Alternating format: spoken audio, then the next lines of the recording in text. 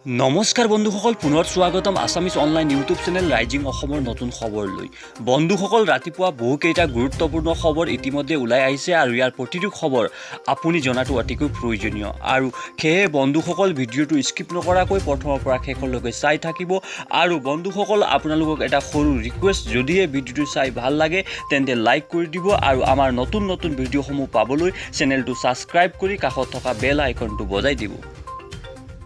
আজিৰ প্ৰথমটো খবৰ হৈছে অসমত চিনি ভাইৰাছৰ দ্বাৰা 859টা নতুন কেছ যোৱাকালি পোৱা গৈছে আৰু 227টা অকল গুৱাহাটীত। সেয়ে অসমত চিনি ভাইৰাছৰ দ্বাৰা সংক্ৰমিত লোকৰ সংখ্যা হৈছে 18,666। তাৰে ভিতৰত এক্টিভ কেছ আছে 6,444 আৰু ডেথ হৈছে 46 আৰু ডিছচাৰ্জ হৈছে 12,173।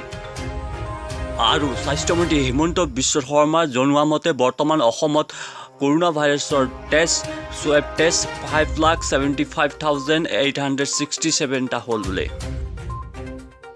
এতিয়া আহিছোঁ আন এটা খবৰলৈ। কংগ্ৰেছে হেৰুৱালে আন এটা যুৱ নেতাক, শচীন পাইলটে টুইটাৰত সলনি কৰিলে পৰিচয়।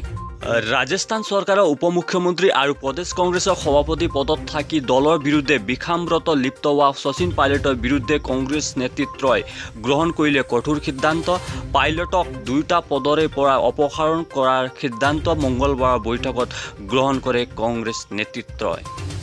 পদবীৰ পৰা অপসাৰণ পাছত প্ৰতিক্ৰিয়া ব্যক্ত কৰিলে শচীন পাইলটে। অৱশ্যে সন্মুখলৈ আহি প্ৰতিক্ৰিয়া প্ৰকাশ কৰা নাই, যদিও টুইটাৰ যোগেৰে যুৱ নেতাগৰাকীয়ে নেতৃত্বৰ এই সিদ্ধান্তৰ বিৰুদ্ধে প্ৰতিক্ৰিয়া প্ৰকাশ কৰি লিখে, সত্য কো পৰেশান কিয়া যা সকতা লেকিন পৰাজিত नहीं।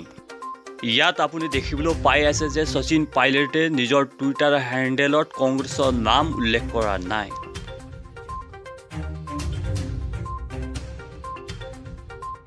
এতিয়া আহিছোঁ আন এটা গুৰুত্বপূৰ্ণ খবৰলৈ। কেন্দ্ৰীয় বিদ্যালয়ত নামভৰ্তিৰ নতুন নিৰ্দেশনা, 27% আসন OBCৰ বাবে সংৰক্ষিত। কেন্দ্ৰীয় বিদ্যালয় সংগঠনে দেশৰ বিভিন্ন স্থানত থকা কেন্দ্ৰীয় বিদ্যালয়সমূহৰ 2020-21 বৰ্ষত বিভিন্ন শ্ৰেণীত নামভৰ্তিৰ বাবে কেতবোৰ নতুন নিৰ্দেশনা জাৰি কৰিছে। কেন্দ্ৰীয় বিদ্যালয়ৰ সংশোধিত নিয়ম অনুসৰি 27% আসন OBCৰ বাবে সংৰক্ষিত কৰা হ'ব। আনহাতে কেন্দ্ৰীয় বিদ্যালয়ৰ নামভৰ্তি গাইডলাইন 2020-21 চনৰ অনুসৰি প্ৰথম শ্ৰেণীত নামভৰ্তি কৰিব পৰা ছাত্ৰ ছাত্ৰীসকলে অনলাইন ছিষ্টেমৰ জৰিয়তে পোনপটীয়াকৈ নামভৰ্তি কৰিব পাৰিব আৰু দ্বিতীয় আৰু অষ্টম শ্ৰেণীলৈকে ছাত্ৰ ছাত্ৰীসকলক পূৰ্বৰ প্ৰাথমিকতাৰ ওপৰত নিৰ্ভৰ কৰি নামভৰ্তিৰ সুবিধা দিয়া হ'ব। নৱম শ্ৰেণীৰ ছাত্ৰ ছাত্ৰীসকলে নামভৰ্তিৰ বাবে প্ৰৱেশ পৰীক্ষা দিব লাগিব। অন্যহাতেদি একাদশ শ্ৰেণীৰ নামভৰ্তিৰ বাবে দশম শ্ৰেণীৰ প্ৰাপ্ত নম্বৰৰ ওপৰত গুৰুত্ব দিয়া হ'ব। লগতে দশম আৰু দ্বাদশ শ্ৰেণীৰ নামভৰ্তি শ্ৰেণীসমূহ থকা আসনৰ ওপৰত নিৰ্ভৰ কৰা হ'ব বুলি জানিবলৈ দিয়ে কেন্দ্ৰীয় বিদ্যালয়ৰ সূত্ৰটোৱে। কেন্দ্ৰীয় বিদ্যালয়ৰ 2020-21 বৰ্ষৰ নতুন নিয়ম অনুসৰি বিভিন্ন শ্ৰেণীত নামভৰ্তিৰ বাবে আগ্ৰহীসকলৰ নতুন বয়সৰ গাইডলাইন প্ৰস্তুত কৰি উলিয়াইছে কেন্দ্ৰীয় বিদ্যালয়ৰ সমিতিয়ে। এতিয়া আগবাঢ়িছোঁ অন্য এটা খবৰলৈ। 15 জুলাইত ঘোষণা কৰা হ'ব CBSEৰ দশম শ্ৰেণীৰ ফলাফল।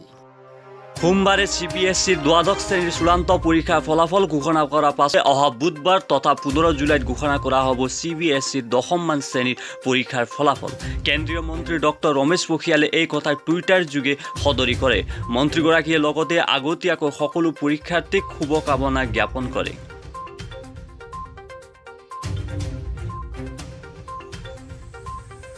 ভাৰতীয় বন সেৱাৰ বিষয়া প্ৰবীণ কাছৱানীয়ে ছ'চিয়েল মিডিয়াত প্ৰকাশ কৰা সোণালী ৰঙৰ এখন বাঘৰ ছবি সম্প্ৰতি চৰ্চাৰ বিষয় হৈ পৰিছে কাজিৰঙাত। উল্লেখযোগ্য যে বন বিষয়াগৰাকীয়ে কাজিৰঙাত তোলা সোণালী ৰঙৰ এটা বাঘৰ ছবি ছ'চিয়েল মিডিয়াত প্ৰকাশ পোৱাৰ পাছত ছবিখনলৈ চৰ্চাৰ বিষয় হৈ পৰিছে।